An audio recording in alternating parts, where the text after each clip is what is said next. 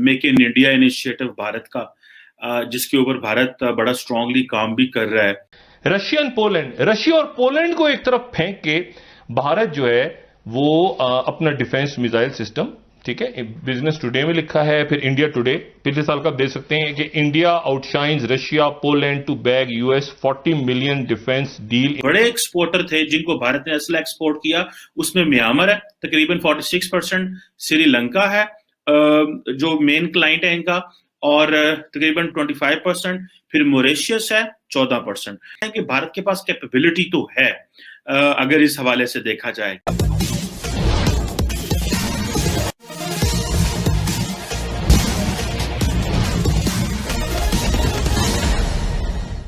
भारत कितना हथियार खरीद रहा है इसकी चर्चा तो पाकिस्तान की मीडिया में अक्सर हुआ करती है, पर ऐसा पहली बार हुआ है कि पाकिस्तानी मीडिया में भारत कितने का हथियार बेच रहा है इसकी भी चर्चा होने लगी है। यह मेक इन इंडिया आत्मनिर्भर भारत मिशन का कमाल है। भारत के निर्यात में पिछले 2 सालों में 700% तक की वृद्धि हुई है। इस संबंध में कुछ और चर्चा इस वीडियो ब्लॉग के अंतिम भाग में करेंगे। उसके पहले आइए सुनते हैं इस संबंध में पाकिस्तानी मीडिया की प्रतिक्रिया। उनका आपको पता है कि एक प्लान भी है make in India initiative Bharat का, जिसके ऊपर भारत बड़ा स्ट्रांगली काम भी कर रहा है। तो ये जरा देखना है कि क्या इंडिया वाकई ही एक्सपोर्ट कर सकता है या इंडिया इस पोजीशन में होगा कि वो वेपन सेल कर सके, क्योंकि कोविड-19 में तो इंडिया ने वैक्सीन तो एक्सपोर्ट की है और वैक्सीन में चाइना का मुकाबला भी किया है। तो अभी क्या ऑल्टरनेट बन सकता है चाइना का, ये एक बड़ा सीरियस क्वेश्चन है। और इंडिया चाहता है कि वो उसको एक मिलिट्री पार्टनर जो है इंडियन ओशन रीजन में और अफ्रीका में और आसियान में लिया जाए। और उस हवाले से तकरीबन जो मैंने थोड़ी रिसर्च की तो तकरीबन 152 जो डिफेंस आइटम्स हैं वो इंडिया बेचना चाहता है फ्रेंडली कंट्रीज को, जिसमें वो जो तेजस फाइटर एयरक्राफ्ट है वो भी है, ध्रुव एंड रुद्रा चॉपर्स हैं, और फिर लाइट कॉम्बैट हेलीकॉप्टर्स हैं। कि भारत के पास कैपेबिलिटी तो है अगर इस हवाले से देखा जाए। मार्च में $40 बिलियन का असलहा भारत ने फरोख्त किया आर्मीनिया को, $40 बिलियन का। अच्छा, और $40 बिलियन का असलहा बेचा, और असला ये अगर बिजनेस टुडे हम दिखा दें तो इंडिया पिप्स रशिया और पोलैंड को एक तरफ फेंक के भारत जो है वो अपना डिफेंस मिसाइल सिस्टम, ठीक है, बिजनेस टुडे में लिखा है, फिर इंडिया टुडे पिछले साल का आप देख सकते हैं कि India outshines Russia Poland to bag US 40 million defence deal in Armenia.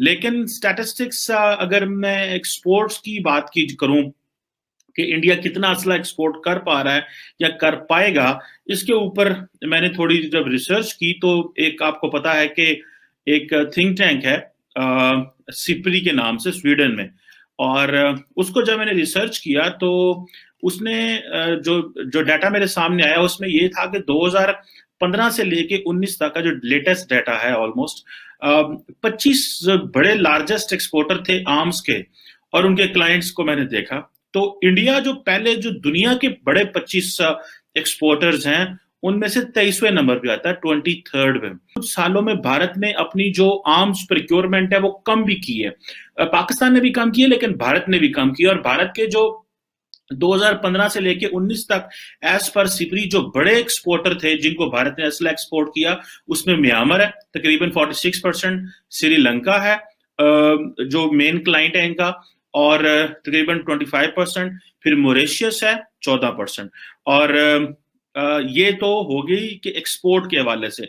So export में भारत जो है वो राइट नाउ तो उसकी वो इतनी से नहीं है, लेकिन अगर कैपेसिटी की बात की जाए, कैपेबिलिटी की बात की जाए तो उसमें भारत अपने आप को लेके आ सकता है। भारत जो है वो अपने आप को प्ले तो कर रहा है। जैसे कोविड-19 में वैक्सीन एक्सपोर्ट की तो जारी बात है उनको फायदा तो हुआ इसमें।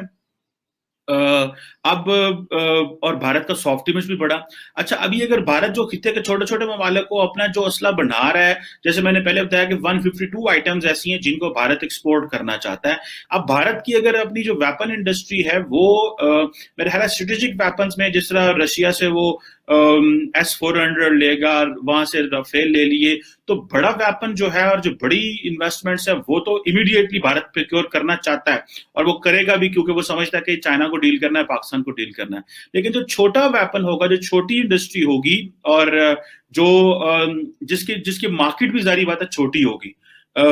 देखिए, राफेल का हो या S-400 का, हर बंदा कस्टमर तो नहीं हो सकता है, भारत तो कस्टमर है उसका, लेकिन इसके साथ साथ जो चीन है, इसके साथ साथ जो इंडिया है। अब इंडिया के फॉर एग्जांपल जो वेपन्स हैं, जो तेजस एयरक्राफ्ट हैं, ये ध्रुव और रुद्रा चॉपर्स हैं, या जो लाइट कॉम्बैट हेलीकॉप्टर्स हैं, फिर दूसरे जो आकाश एयर डिफेंस सिस्टम है, मे बी उनकी उतनी price, I am not aware about their prices frankly speaking, so I will not comment on that.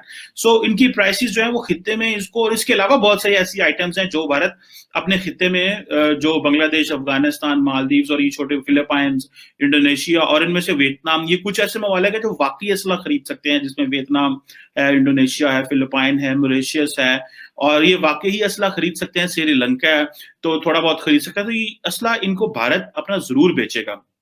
जैसे मैंने आपको जो सिपरी के स्टैटिस्टिक्स भी बताए थे, उसमें where does India fall in terms of exports जो है, वो आपको पता है कि भारत दुनिया में 23वें नंबर पे आता है एक्सपोर्ट में, पाकिस्तान नहीं आता। उस जो मेरे सामने डाटा है। वैसे तो प्रधानमंत्री नरेंद्र मोदी की सरकार जब से केंद्र में सत्ता में आई है, तब से आत्मनिर्भर भारत बनाने के सपने को साकार करने में लगी हुई है, जिसमें रक्षा संबंधी सामानों के उत्पादन में भी आत्मनिर्भर बनने का सपना शामिल है।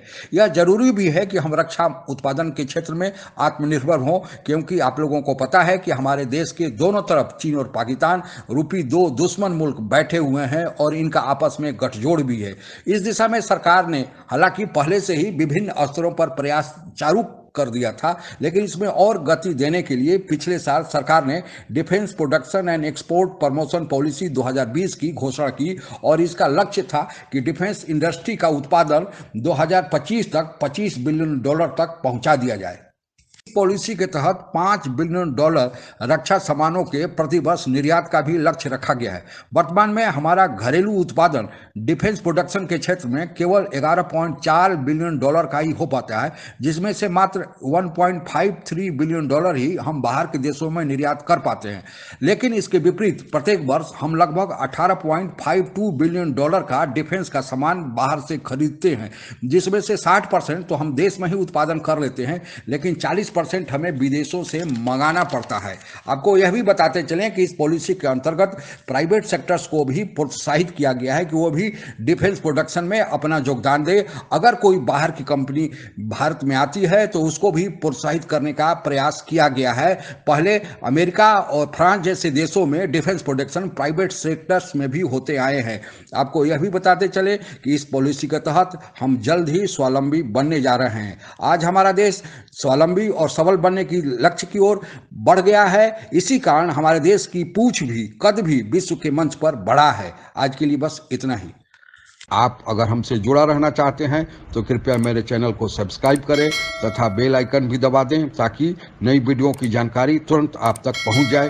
धन्यवाद। जय हिंद।